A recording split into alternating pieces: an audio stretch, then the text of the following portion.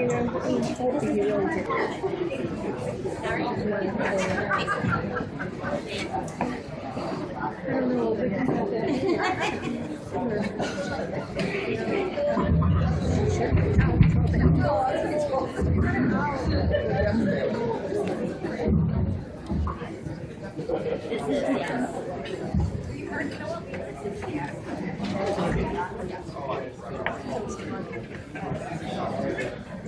mama.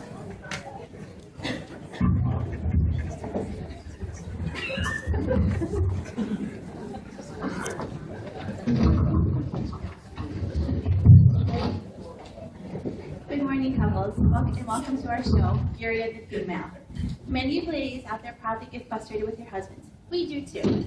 So we thought this would be a good opportunity to vent a little bit and give the men a piece of our mind. So here it is, husbands, shut up and listen. Finding yourself in the doghouse again, men? Can't figure out why the woman in your life stormed out of the kitchen, threw down the dish towel, and went on strike? Come and see the error of your ways. We have some advice to ensure you a happy and peaceful home. So before you admit you are wrong, no matter how much you think you're right, remember the golden rule here is women are never wrong. We know it's difficult for husbands to actually figure out what they did wrong. So we've decided on some problem areas in the home that men could better be informed about. Let's start with the living room. Let's observe a typical living room scene during a football game. Is there anything else, son? New England Patriots, no. Buffalo Bills, there we go. Yeah, all right. Is there anything else, son? I meant something besides They might football. have a tough time scoring. I don't know. Easy. If Fitzpatrick can hang on to the ball, I mean, there goes. Oh, yeah! Touchdown! Yeah! I think we've seen enough. You may have noticed several problems with this scene. First off, I am bored out of my mind. Why would you encourage your wife to watch football with your friends? We're ignored half the time anyway. Another problem is that husbands need to realize that their $2,000 high-def TV can tune into more than one just sports stations.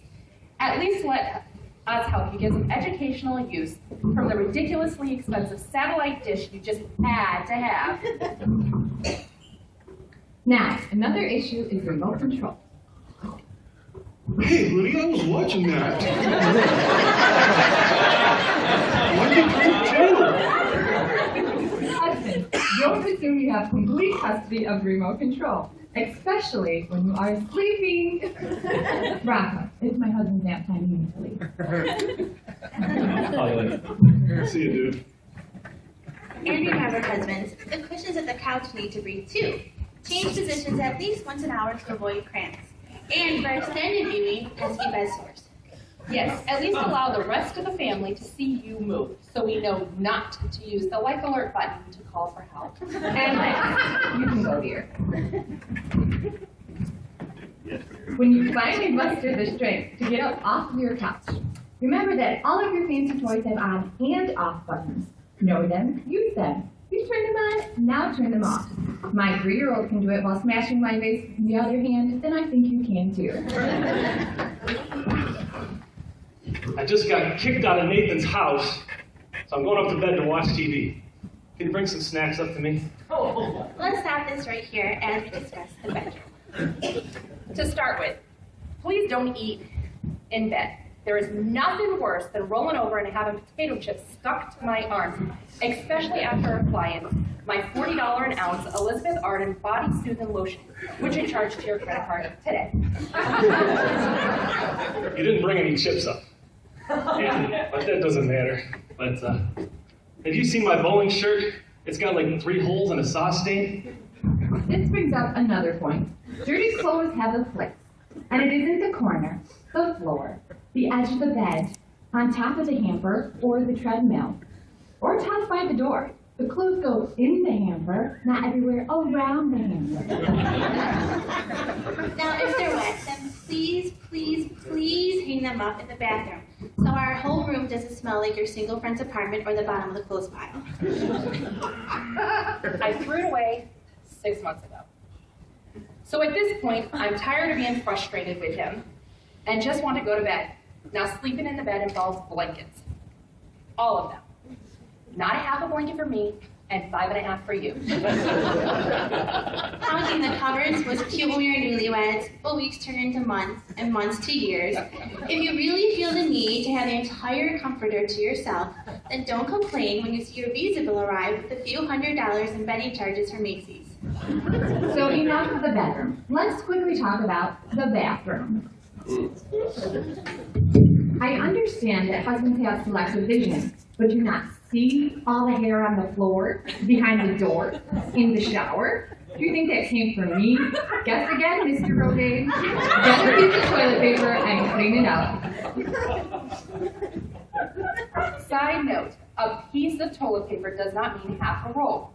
Or my favorite hand towel with our initials embroidered into it. And please, try to dispose of it somewhere that I can't see it. I don't want to walk in the bathroom and think there's a small dog in the garbage can. And last but not least, let's discuss the kitchen. Husbands, don't stand in front of the refrigerator with the door open looking for something to eat. There's nothing to eat. If you're that hungry, then you wouldn't be that picky. Hey, what's this? Don't even think about touching that carrot cake. Or the chocolate. Husbands, they're not for you. The same rule applies to the pudding cups. Those are treats for the kids, not ready to eat all 4 in one sitting. Blasphemy. Also, don't swarm when the groceries arrive. Don't just grab a snack out of the bag and run off, while the rest of the ripped bag's contents roll all over the kitchen floor. Stop right there. You know, it wouldn't hurt to help put them away once in a while, but only if you know the system of the kitchen. Nope. Not there either. Doesn't go there. Kidded me. There is nothing more annoying than a man that tries to shove a cereal box where the canned foods go. In closing, we would like to once again remind men of the golden rule. Women are never wrong. It is useless to argue since we have larger brains and can remember every event with blistering detail. For example, if you complain about one thing, we can, in less than 60 seconds, remind you of every shortcoming, lie, mistake, and error you have committed without being the least bit nice. Now, isn't it better to just admit your guilt up front and not ignite the fury of the female? Of course you can have a life, sweetie, just as soon as you clear it with us. Sorry, ladies. Did you girls come up with a replacement skit we could do this week? Oh yeah, we already did it. What? What is this? I would never write something like this. It's so demeaning to men. You called it the fury of the female? You should have called it the three-headed monster. All right. What's done is done. We'll try and do a better skit next year. Of course, yeah, that was the best skit ever.